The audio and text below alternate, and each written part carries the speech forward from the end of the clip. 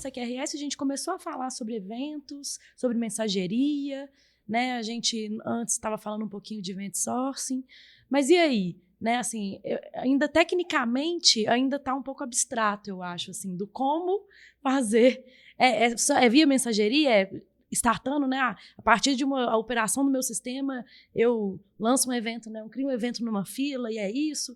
Como que é na prática técnico, no técnico mesmo? Eu tenho um bom exemplo, eu acho que num projeto que eu tenho trabalhado recentemente, a gente tem essa separação do CQRS e tecnicamente a gente tem feito ela utilizando dois repositórios diferentes. A gente cria de fato um repositório que é responsável pela query e de fato um repositório que é responsável pelos comandos. E esses dois repositórios, eles importam a mesma lib, porque estão tratando do mesmo domínio. Então, Perfeito. vamos supor, né, a gente tem nesses repositórios as camadas ali na nossa API, que seriam das controllers, ou do que vai escutar de uma fila, né, dessas portas de entrada, e na hora de executar as operações de serviço, eles consultam da mesma lib por estar trabalhando com o mesmo domínio. Então, para reaproveitamento de código, eles usam a mesma biblioteca. E com isso, qual que é a vantagem? Né? Por que fazer dois repositórios diferentes com a mesma lib? No nosso caso lá, até a gente nem tem dois bancos separados. Por enquanto, a gente tem trabalhado com um banco só. Mas qual que é a vantagem? Naquele cenário em específico, para a gente, é muito, muito mais frequente a consulta de dados do que a escrita de dados. Então, a gente consegue escalar o serviço de query muito mais do que o serviço de comandos.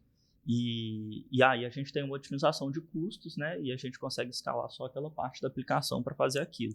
Também tem as vantagens que o Caio falou de segurança, né? De quem pode escrever aonde. Então, na parte prática da implementação, o que eu tenho trabalhado recentemente seria mais nesse sentido. Um outro exemplo prático que eu já atuei também no passado foi um sistema de mensageria, de comunicação. Então, tinha o cliente lá, ele tinha vários sistemas ali integrados em que você podia fazer ali as reservas e aí a parte específica de comunicar com o cliente que aquela reserva foi efetuada, foi cancelada, foi agendada, ficava sob responsabilidade de um sistema ali apartado, né? Ele não ficava no núcleo ali que controla todo o processo da reserva, as validações e tudo mais.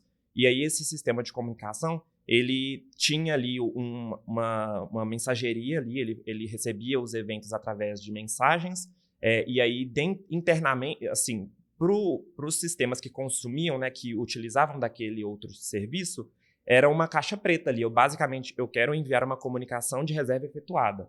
E internamente, o comando ali que respondia àquele evento tinha várias coisas que ele fazia. Ele consultava os dados ali do cliente para enriquecer o e-mail, ele gravava ali no banco de dados o log de que aquela comunicação foi efetuada, tinha também uma parte de controlar se o cliente abriu o e-mail ou não. Então, isso tudo ficava encapsulado dentro dessa aplicação ali, que atuava como se fosse um command do CQRS. E aí, com isso, os sistemas principais não ficavam travados ali, né, esperando uma resposta se a comunicação foi efetuada ou não. E, por outro lado, eu tinha ali a segurança de que aquela comunicação seria efetuada e poderia ser processada de forma mais lenta ali, enriquecendo os dados e sem causar um problema de desempenho na aplicação principal. Perfeito, perfeito. No caso da minha experiência, quando eu fiz aqui com o Java, a gente usou o próprio JPA Repository e subdividiu, igual o Champs falou. Olha, nesse controle aqui a gente vai ter esse caso de uso e esse caso de uso ele vai usar aquele service que vai implementar apenas a consulta. E esse daqui vai ser o de escrita. Mas aqui também existe um framework que eu já tive a experiência com ele, que é o Axon. Mas aí ele já é um pouco mais avançado, por quê? Porque o Axon ele vai trabalhar com Event Source totalmente ligado ao CQRS. Então, depende do momento que você estiver usando aquilo e da fase como você quer implementar. Se fosse iniciar, eu iniciaria com o Axon. Se eu quero fazer uma migração, quero escalar o projeto que eu estou trabalhando, você pode continuar utilizando o repository, um ORM ali que vai lhe apoiar, e você vai começar a segregar. O que eu estou vindo consultar, eu só devolvo. Não vou fazer nenhuma mudança na minha base de dados. O que eu estou vindo inserir, eu só insiro. Eu não vou devolver nada.